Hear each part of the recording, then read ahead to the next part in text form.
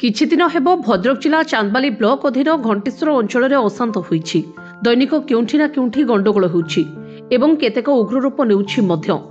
ପୋଲିସର ପାରିଆ ପଣିଆ ଉପରେ ଅଞ୍ଚଳବାସୀ ଆଙ୍ଗୁଳି ନିର୍ଦ୍ଦେଶ କରିଛନ୍ତି। ତେବେ ଶାନ୍ତି ଫେରାଇ ଆଣିବା ଦାବିରେ ଘଣ୍ଟେଶ୍ୱର ଆଞ୍ଚଳିକ ସୁରକ୍ଷା ମହାସଂଘ ପକ୍ଷରୁ ଆହୁତ ଏକ ସାମ୍ବାଦିକ ସମ୍ମିଳନୀ ଜରିଆରେ ଗଣଧାରଣା ପାଇଁ ଚେତାବନୀ ଦିଆଯାଇଛି। ଖଦଳା ପୋଖରୀ ଗ୍ରାମ ପଞ୍ଚାୟତରେ 6 ଜଣ ସାଧାରଣ ଲୋକଙ୍କୁ ବିଜେପିର ଗୁଣ୍ଟା ବାହିନୀ ମାଡ଼ ମାରି ଶାରୀରିକ ଭାବେ ପଙ୍ଗୁ କରିଛନ୍ତି। ବ୍ରହ୍ମଟିକ୍ରି ରାୟପୁର ଏବଂ ତରଫ ରାୟପୁର ଗ୍ରାମର ସାଧାରଣ ଲୋକଙ୍କୁ କୁଳିଆଡିଆ ଗାଁ ନିକଟରେ ହାଟକୁ ଆସିବା ପାଇଁ ଛାଡୁନାହାନ୍ତି ବୋଲି ଆରୋପ କରାଯାଇଛି। ତେବେ ବିଭିନ୍ନ ଅଞ୍ଚଳରୁ ଘଣ୍ଟେଶ୍ୱର ବ୍ୟାଙ୍କକୁ ଆସୁଥିବା ମହିଳାମାନେ ସେହି ଗୁଣ୍ଟା ବାହିନୀଙ୍କ ଦୌରାତ୍ମ୍ୟରେ ଆତଙ୍କିତ ହେଉଛନ୍ତି।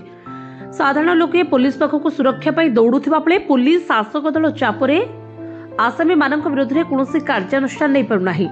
ଘଣ୍ଟେଶ୍ୱର ଅଞ୍ଚଳରେ ଚୋରା ମଦ, ଗଞ୍ଜେଇ, ବ୍ରାଉନ୍ ସୁଗର, କୋଇଲା ବେପାରୀମାନଙ୍କ ଦୌରାତ୍ମ୍ୟ ବୃଦ୍ଧି ପାଇଛି। ଏଠାରେ ସାଧାରଣ ଲୋକଙ୍କ ଧନ ଜୀବନ ଅସୁରକ୍ଷିତ ହୋଇପଡ଼ିଛି। ଏହା ବିରୋଧରେ ଘଣ୍ଟେଶ୍ୱର ଅଞ୍ଚଳରେ ଶାନ୍ତି ଫେରାଇ ଆଣିବା ଦାଗିରେ ଘଣ୍ଟେଶ୍ୱର ଆଞ୍ଚଳିକ ସୁରକ୍ଷା ମହାସଂଘ ପକ୍ଷରୁ ଚେତାବନୀ ଦିଆଯାଇଛି। गत 2024 मसीहा विधानसभा निर्वाचन पर बीजेपी राज्य सभापति मनोहर सामल चांदबाली निर्वाचन मंडल पराजित होला पर घंटेश्वर रे बीजेपी कर्मी माने आतंक खेलाउछन्ती।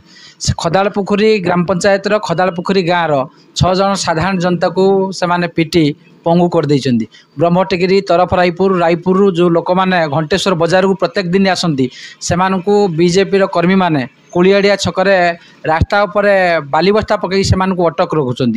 और गतकाली आपण मैंने जानते संध्यार बीजेडी जड़े नेता मंटू महांती छुरामाड़ होती आक्रमण होती।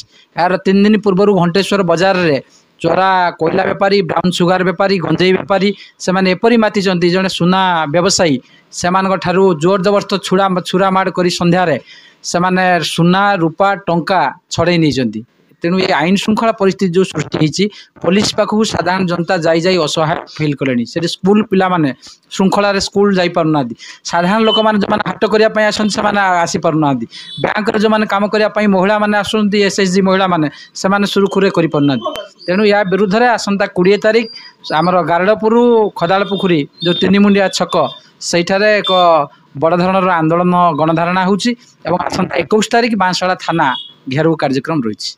प्रेसमिट रे आमे कहूँ जे घंटेश्वर अंचल रे शांति फेरी आसवा आमर दाबी एवं नियमित भाव में पुलिस माने तदारख करवा एवं पेट्रोलिंग करवा एवं आसामी मानकु गिरफ करिले सेठी शांति फेरिबो। तिहिडीरू संजय दास रिपोर्ट जे न्यूज।